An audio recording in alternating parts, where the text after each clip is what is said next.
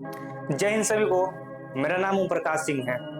मैं आपके सामने सिर्फ एक प्रेजेंटर बनकर खड़ा नहीं हूँ, मैं आपके सामने एक जिम्मेदार नागरिक बनकर खड़ा हूँ, क्योंकि अब ठिकाना बदल गया है और अब तरीका भी बदलने वाला है। मेरा एक नॉन फ्रेंड है जिसने 3 साल तक थोड़ा थोड़ा करके 87,000 यानी 87,000 रुपया सेविंग किया था अपने सपनों के लिए, एक अच्छी बाइक खरीदने के लिए। जो घर पे भेजने के बाद से जो पॉकेट मनी होती है 200, 500, 1000, 3000 ऐसे करके 87,000 रुपया बैंक अकाउंट में जमा किया था।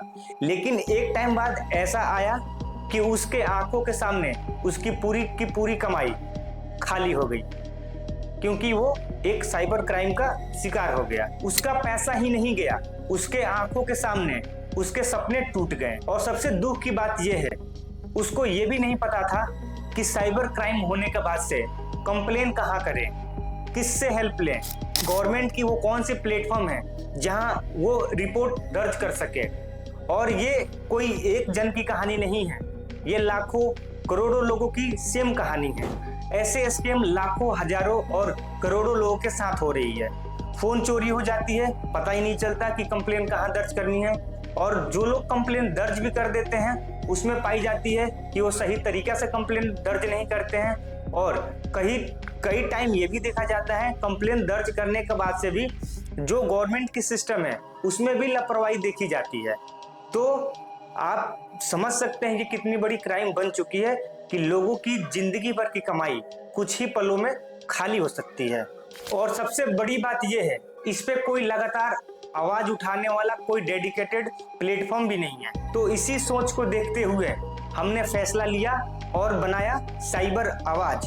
साइबर आवाज एक डिजिटल न्यूज प्लेटफॉर्म है जहां पे लोगों की साइबर आवाज ग्राउंड लेवल से उठाई जाएगी, जहां सिर्फ न्यूज ही नहीं चलेगी, लोगों की आवाज उठाई जाएगी। जिसके साथ क्राइम हो गया है उसकी आवाज उठाई जाएगी, जो लोग क्राइम फेस कर रहे हैं उसको दिखाने की कोशिश की जाएगी, गवर्नमेंट क्या हेल्प कर रही है इसको दिखाने की कोशिश की जाएगी।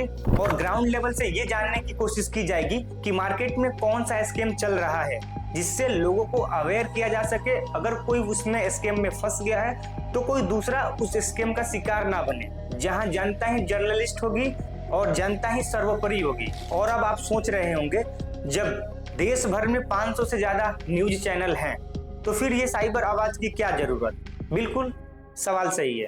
आज न्यूज चैनल्स पॉलिटिक्स पे बात करते हैं, ब्रेकिंग न्यूज चलाते हैं, डिबेट्स करते हैं, बट जब साइबर क्राइम इतना तेजी से बढ़ने वाला क्राइम बन चुका है तो इस पे हमने देखा कोई डेडिकेटेड, कोई ऐसी प्लेटफॉर्म नहीं है जहां पे लोगों को ग्राउंड लेवल से इशू जो फेस कर रहे हैं उसे दिखाया जाए और उसे सॉल्व आउट करने की कोशिश की जाए। अब दूसरी सवाल, ये चीजें मुझे क्यों स्टार्ट करनी पड़ी, जबकि मेरी जॉब भी सही थी, सैलरी भी सही थी और कंपनी भी अच्छी थी। तो इसका सिंपल सा आंसर है, मैं लगभग 4-5 सालों से साइबर अवेयरनेस देते आ रहा और लगभग 1 साल से फोरेंसिक में जॉब भी किया और कई सारे केसेस भी हमने सॉल्व किया। पर एक टाइम के बाद से मुझे रियलाइज हुआ कि नहीं, अब लोगों की आवाज बननी चाहिए। जो लोग साइबर क्राइम के इशू फेस कर रहे हैं उनकी आवाज बननी चाहिए और जितना हो सके उन लोगों की हेल्प करनी चाहिए। जिसके कारण से और जिसकी सोच से हमने बनाया साइबर आवाज। और इस सफर में मेरे साथ मेरे एक दोस्त हैं जो बिल्कुल आप ही के जैसे हैं, उनकी भी बात की जाएगी।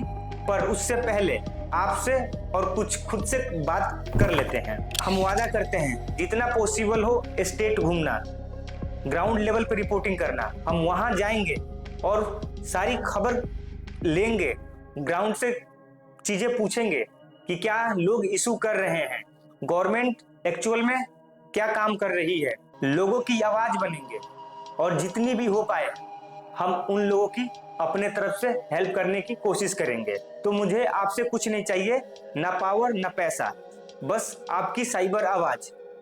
अगर आपकी आवाज और हमारी आवाज मिल जाए तो साइबर आवाज को कोई नहीं रोक सकता। और मुझे पूरा भरोसा है कि आप मेरा साथ देंगे। अगर आपको मुझसे डायरेक्ट बात करनी हो तो ये मेल आईडी पे आप मेरे से डायरेक्ट संपर्क कर सकते हैं। तो चलिए किसी ग्राउंड लेवल पे जरूर मुलाकात होगी। तब तक के लिए बाय, जय हिंद सभी को।